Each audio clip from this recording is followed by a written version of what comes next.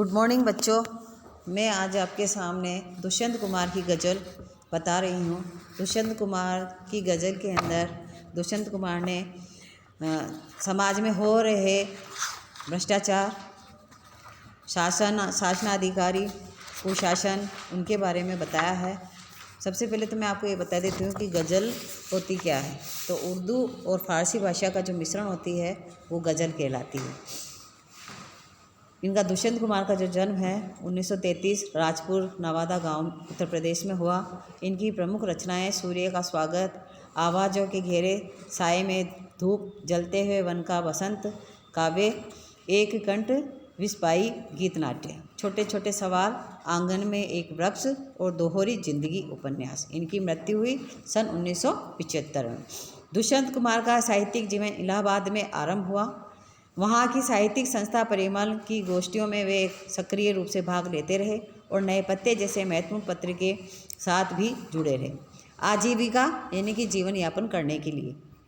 आकाशवाणी और बाद में मध्य प्रदेश के राजभाषा विभाग में काम किया। अल्पायु यानी कम उम्र में, अल्पायु का मतलब होता है कम उम्र में, उनका देहावसान हो गया अर्थात उनकी मृत्यु हो गई। किंतु इस छोटे से जीवन की साहित्यिक उपलब्धियां कुछ छोटी नहीं हैं। उनके जीवन के अंदर जो साहित्यिक उपलब्धियां उन्होंने प्राप्त की हैं वो इतनी कम उम्र के अंदर उपलब्धियां ज़्यादा मिल गई, तो इसका मतलब है उन्होंने कम समय के अंदर काफ़ी प्रतिष्ठा प्राप्त कर ली। उनके कई शेर साहित्य एवं राजनीति जमावड़ों में लोकोक्तियों की तरह दोहराए जाते हैं। साहित्य गुणवत्ता में से समझौता न करते हुए भी दुष्यंत ने लोकप्रियता के नए प्रतिमान कायम किए हैं। एक कंठ विश्व पाई शीर्षक गीति नाट्य हिंदी साहित्य की एक महत्वपूर्ण बहुप्रशंसित कृति है। उन्होंने दुष्यंत कुमार ने की जो गज़लें हैं उनकी गज़ल जो इकट्ठी की है, उन्होंने गज़ल लिया है, जो संग्रह किया है वो साए में धूप से लिया गया है। गज़लों में शीर्षक देने का कोई चलन नहीं होता है, इसलिए उसमें भी कोई शीर्षक नहीं है, इसलिए यहाँ कोई शीर्षक नहीं दिया जा रहा है। गज़ल एक ऐसी विद्या है जिसमें सभी शेर अपने आप में मुकबिल और स्वतंत्र होते हैं, यानी कि वो पूर्ण रूप से स्वतंत्र होते हैं और उनका अपना एक अहम ओहदा होता है। उन्हें किसी क्रम व्यवस्था के तहत पढ़े जाने की दरकार नहीं रहती। उनका कोई क्रम होता है और नई क्रम के अंदर उसको व्यवस्थित रखा जा सकता है। इसके बावजूद दो चीज़ें ऐसी है जो इन शेरों को आपस में गूंथकर एक रचना की शक्ल देती है। एक है रूप के स्तर पर तुक का निर्वाह और दूसरा है अंतर वस्तु के स्तर पर मिजाज का निर्वाह। जैसा कि आप देखेंगे यहाँ पहले शेर की दोनों पंक्तियों का तुक मिलता है और उसके बाद सभी शेरों की दूसरी पंक्तियों में उसका तुक निर्वाह होता है। आम तौर पर गज़ल की शेरों में केंद्रीय भाव का होना जरूरी नहीं है लेकिन यहाँ पूरी गज़ल एक खास मन स्थिति में लिखी गई जान पड़ती है। राजनीति और समाज में जो कुछ चल रहा है उसे खारिज करने और विकल्प की तलाश को मान्यता देने का भाव एक तरह से इस गज़ल का केंद्रीय सूत्र बन गया है। इस प्रकार दुष्यंत की है गज़ल हिंदी गज़ल का सुंदर नमूना प्रस्तुत करती है। इसी के साथ में जो गज़ल है वो मैं आपको बता देती हूँ कि कहाँ तो तय था चिराग हरे घर के लिए, कहाँ चिराग मैसर नहीं शहर के लिए। यहाँ दरख्तों के साए में धूप लगती है, चलो यहाँ से चले उम्र भर के लिए। यहाँ पर कवि कहता है कि जब हमारा देश स्वतंत्र नहीं हुआ था उससे पहले हमारे देशवासियों ने ये निश्चित किया था कि हम जब हमारा देश स्वतंत्र हो जाएगा तब प्रत्येक घर में एक एक दीपक जलाएंगे। दीपक जलाने का तात्पर्य है खुशी जाहिर करेंगे। लेकिन अब जबकि हमारा देश स्वतंत्र हो गया है तब भी जैसे ही हमने वहाँ पर देखा तो किसी भी घर के सामने कोई दीपक जला हुआ नहीं था, अर्थात किसी ने भी अपनी खुशी को जाहिर नहीं किया था। तो कहाँ तो तय था चिराग गा हर घर के लिए, कहाँ चिराग मैसर नहीं शहर के लिए, कि हमने ये सुनिश्चित किया था कि जब हमारा देश आज़ाद होगा तब हम प्रत्येक घर के अंदर एक एक दीपक जलाएंगे। कहाँ चिराग मैसर का मतलब होता है उपलब्ध होना। लेकिन जैसे ही हमने देखा कि यहाँ पर किस किस ने दीपक जलाए हैं तो किसी के भी शहर के अंदर, किसी के भी घर के यहाँ बाहर कोई दीपक जला हुआ नहीं, अर्थात किसी ने भी अपनी खुशी को जाहिर नहीं किया है। यहाँ दरख्तों के साए में धूप लगती है, चलो यहाँ से चलें उम्र भर के लिए।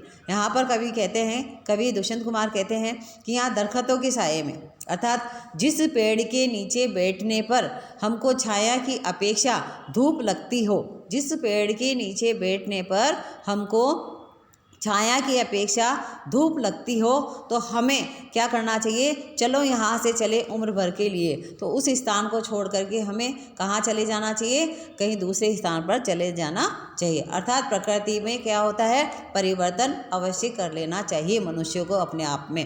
क्यों, क्योंकि जहाँ पर, अब इसका दूसरा अर्थ में बता रही हूँ कि जहाँ पर कुशासन की व्यवस्थाएं चलती रहती हैं, उस कुशासन के अंदर क्या होता है कि दुरावस्थाएं चलती रहती है। उन दुरावस्थाओं को हम क्या करते हैं, वहाँ से सहन नहीं कर पाते और हमें उस स्थान को छोड़ करके आगे चले जाना चाहिए।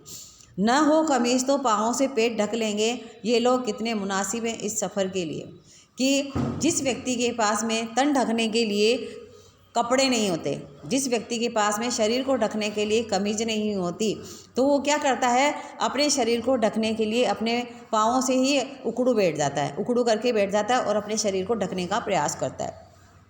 ये लोग कितने मुनासिब है इस शहर के लिए।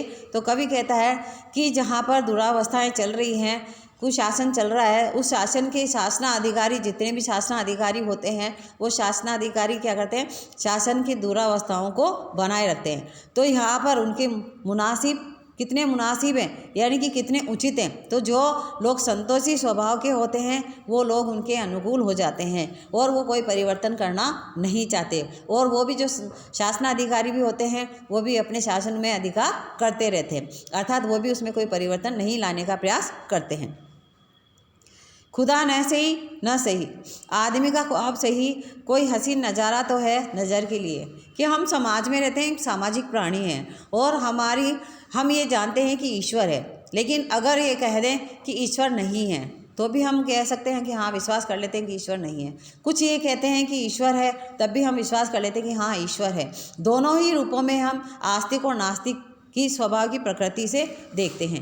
लेकिन आदमी का ख्वाब सही, लेकिन आदमी का एक सपना होता है, मनुष्य का एक सपना होता है सोचने और समझने का और देखने का। कोई हसीन नज़ारा तो है नज़र के लिए। तो कभी यहाँ पर कहता है कि ईश्वर ने हमको आंखें तो दी है, ईश्वर ने हमको आंखें तो दी है, और ईश्वर की जो कृति है वो एक सपना है। ईश्वर की कृति क्या है, एक सपना है। तो उस नज़र को से उस नज़र से मतलब अपनी दृष्टि से हम उस सपने को क्या कर सकते हैं, देख तो सकते हैं। ये तो समझ गए ईश्वर नहीं है, लेकिन कुछ सपने हमारे सामने हैं तो हम उसको मान लेते हैं, तो हमारी नज़र में वो हकीकत बन जाते हैं, तो हम उनको देख लेते हैं अपनी आँखों से ही। तो ये सुंदर जो प्रकृति बनाई है ईश्वर ने, उस प्रकृति को देखने के लिए मनुष्य को आंखें दी हैं, वो ही हमारी ईश्वर की एक कल्पना है और उसी कल्पना को हम अपनी आँखों से देख लेते हैं। वह मुतमईन है कि पत्थर पिघल नहीं सकता, कि वह निश्चित तौर पर हम कह सकते हैं कि पत्थर को हम कभी पिघला नहीं सकते, अर्थात वह मुतमईन है। मुतमईन अर्थात जो दुरावस्थाओं को चलाने वाले लोग हैं वो यही सोचते हैं कि पत्थर को हम कभी पिघला नहीं सकते। कि जब हम यहाँ पर कार्य करने वाले जो लोग होते हैं, मेहनती लोग होते हैं, वो ये सोच लें कि हम संघर्ष करके भी कार्य कर सकते हैं, तो निश्चित है कि वो पत्थर को पिघला सकते हैं। लेकिन जो दुरावस्थाओं के चलते लोग हैं वो ये सोच लेते हैं कि हम पत्थर को पिघला नहीं सकते, अर्थात कोई परिवर्तन नहीं कर सकते, तो वो परिवर्तन नहीं कर सकते।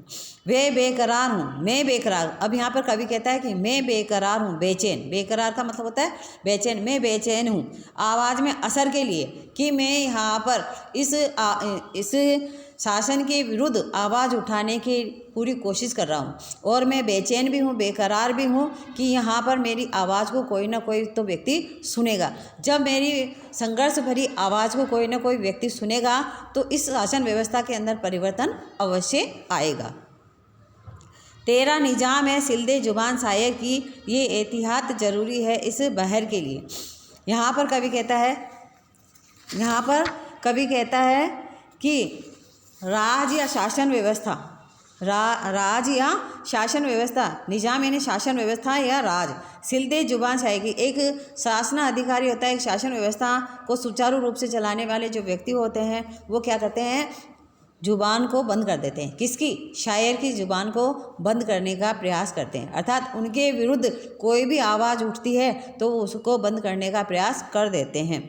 तो ये एहतियात ज़रूरी है इस बहर के लिए, कि बहर का मतलब होता है छंद, कि जो यहाँ पर छंद बना हुआ है, जो यहाँ पर हवाएं चल रही हैं, उन हवाओं को सावधानी से बरतने के लिए ज़रूरी है कि हम कोई कविता का निर्माण करें, कोई हम कविता लिखें, कोई गज़ल लिखें, और उस गज़ल के लिए हमें क्या करना की कोशिश कर रहे हैं, हम सावधानी बरतने की कोशिश कर रहे हैं। जब हम सावधानी बरत लेते हैं पूर्ण रूप से, तो हम निश्चित कर लेंगे कि हम ज़रूर से ज़रूर इसके अंदर बदलाव लाएंगे, और जब तक हम निश्चित नहीं कर पाएंगे तब तक हम उसमें बदलाव नहीं ला सकते हैं। तो अब लास्ट है आपके, जिए तो अपने बगीचे में गुलमोहर के लिए, मरे तो गेर की गलियों में गुलमोहर के लिए। यहाँ पर सुख और दुख का प्रतीक बताया है गुलमोहर को। गुलमोहर एक छायादार वृक्ष होता है और वो घना होता है, उसमें पुष्प आते हैं, फूल आते हैं। तो यहाँ पर कवि कहना चाहता है कि अगर मुझे जीवन मिले, अगर मुझे अच्छा जीवन मिल जाए, अगर मैं सुख से जीवन व्यतीत करूं, तो अपने उस गुलमोहर के तले ही जीऊँ, अर्थात अपने देश के लिए ही सुख और शांति से मैं जीवित रहूं। मरें तो गेर की गलियों में गुलमोहर के लिए, और यदि मुझे मृत्यु आ जाती है, यदि मुझे मृत्यु आती है, तो मैं अपने देश के लिए ही संघर्ष करता हुआ मृत्यु को प्राप्त हूँ। अपने गुलमोहर का प्रतीक है यहाँ पे अपना देश, इसलिए यहाँ पे बोला है कि अगर मुझे मृत्यु भी आ जाती है, अगर मेरे ऊपर दुख भी आते हैं, तो भी मैं अपने ही गुलमोहर के लिए मरूं। इसलिए दोनों ही प्रतीक में यहाँ गुलमोहर किसका बताया, सुख दुख का साथी बताया है। तो इसलिए यहाँ पे कवि ने बताया कि दोनों ही चीज़ों में मैं अपने प्राण न्यौछावर कर सकता हूँ। चाहे सुख हो तो भी मैं प्राण न्यौछावर कर सकता हूँ, चाहे से दुख हो तो भी अपने प्राण न्यौछावर कर सकता हूँ। तो बच्चों, मैंने आज आपको ये एक गज़ल जो आपकी थी दुष्यंत कुमार की पाठ, वो मैंने आपको बता दिया है। आपको समझ में आया, आप इसको देखिए। अगर आपको कहीं समझ में नहीं आया है तो आप वापस पूछ सकते हैं। अगर आप ध्यान से पढ़ेंगे और देख लेंगे तो आपको समझ में आ जाएगा, और नहीं आया होगा तो आप वापस पूछ लेना। प्रश्नोत्तर मैं अगले उसमें वीडियो में आपको करवा दूँगी।